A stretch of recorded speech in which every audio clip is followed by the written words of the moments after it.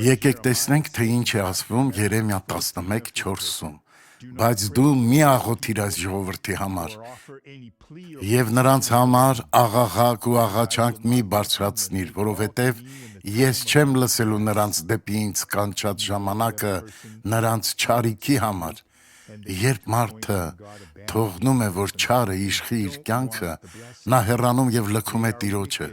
Ի վերջո այս մարդկանց սպասվում է հավիտենական տառապանքը, սակայն նրանք փորձում են ապստամբել։ Ես քեզ հորդորում եմ աղոթել նրանց համար, ովքեր ցանկանում են ապաշխարել ու վերադառնալ Տիրոջ մոտ։ Գուցե Աստված կրկին բացի իր դռները նրանց առջև։ Դիտենք հետևյալ վկայությունը։ Բժիշկը բուժման ընթացքում ախտորոշել է, որ սկլերոզ ունեմ։ Սկլերոզ։ Այո, ճիշտ է։ Իսկ այսօր ինչ-որ բան բարելավվել է։ Ես հիմա նորմալ եմ քայլում։ Գիտեմ, որ այսօր եկել եմ մայրիկիս հետ։ Որտեղ է նրա մայրը։ Այնտեղ։ Եկեք այստեղ, մայրիկ։ Եվ հիմա կարող եմ քայլել։ Միայնակ։ Այո, ես մտածում եմ, ինչու են մարդիկ այդքան դանդաղ քայլում։ Բոլորի կողքով անցնում էի։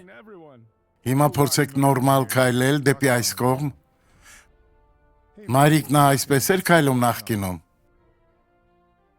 Հիմա նա շատ տարբեր է քայլում։ Բայց հիմա նա ավելի լավ է, չէ՞ քայլում։ Այո, տարբեր է քայլում։ Դու պետք է քաջալերես նրան, քույրիկ։ Այո։ Որ նա հավատա, որ սա հրաշք է հավատքով։ Արի այս կողմ հիմա։ Ինչ է քո անունը։ Լուկաս է իմ անունը։ Ինչ։ Լուկաս։ Տեսեք, նա արդեն վազում է բարեկամներս, ահա։ Աստված օրհնի քեզ, եղբայր։ Աղոթենք։ Հայր, աղաղակում եմ քեզ, քո զորությամբ օրհնիր այս մարդուն եւ ազատիր այն չարից։ Հանդիմանում եմ բոլոր չարին, որ այն հեռանա Հիսուսի զորավոր անունով։ Ամեն։